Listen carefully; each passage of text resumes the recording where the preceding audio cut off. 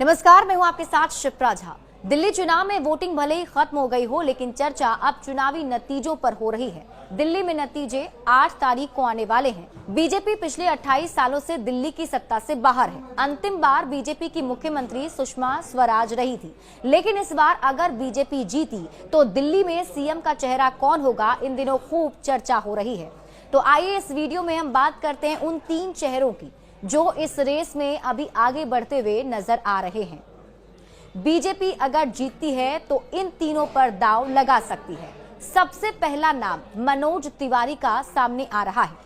दिल्ली में अगर बीजेपी इस बार चुनाव जीत जाती है तो जिस नाम की सबसे ज्यादा चर्चा है वो नाम है मनोज तिवारी का। मनोज तिवारी को पूर्वांचल का बड़ा चेहरा माना जाता है। ये दिल्ली प्रदेश की जिम्मेदारी भी संभाल चुके हैं और 2 बार से सांसद भी हैं। बीजेपी दिल्ली में मनोज तिवारी को मुखरता पूर्वक अपना कमान सौंप सकती है, उन्हें ये अधिकार दे सकती है। हो सकता है कि इस आधार पर पार्टी मनोज तिवारी को एक बड़ी जिम्मेदारी दे।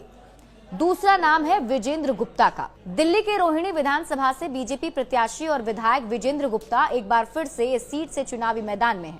उनका मुकाबला कांग्रेस पार्टी की तरफ से भी था। कांग्रेस और आम आदमी पार्टी के जो नेता हैं वो भी यहाँ पर सामने थे। कांग्रेस की तरफ से सुमेश गुप्ता और आम आदमी पार्टी की तरफ से प्रदीप मित्तल से रहा हुआ है।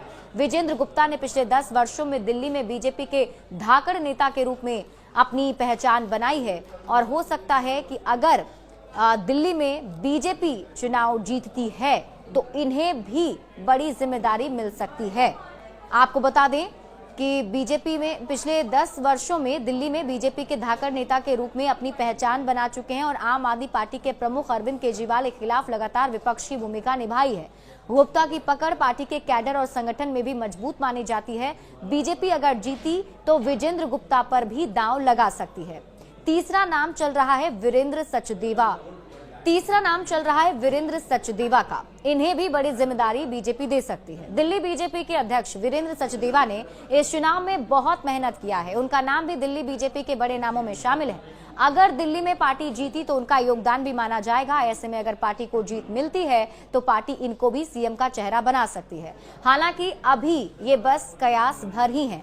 देखना होगा कि इस पर फैसला क्या लिया जाता है। हालांकि अभी नतीजे आने भी बाकी हैं कि दिल्ली में किसकी सरकार बनने जा रही है। अगर हम एग्जिट पोल के आंकड़ों की बात करें तो ज्यादातर एग्जिट पोल ने बीजेपी की सरकार बनती हुई दिल्ली में दिखाई है, लेकिन देखना दिलचस्प होगा कि नतीजे क्या सामने आते हैं।